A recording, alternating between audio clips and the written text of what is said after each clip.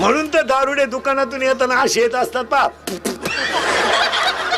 मी नालायक आहे, मी नालायक आहे, मी नालायक आहे. त्याचं तोच प्रियशी साठी मरतो का नालाय का? पोलीस भरतीला गेला, 3 इंच छाती कमी पडली, घरी आहे, व्यायाम कर, पुढच्या भरतीला सिलेक्शन होशील. त्यानं गो खायला सुरुवात केली, 9 इंच आत गेली. पोलीसही नाही ना आम्हालाही नाही.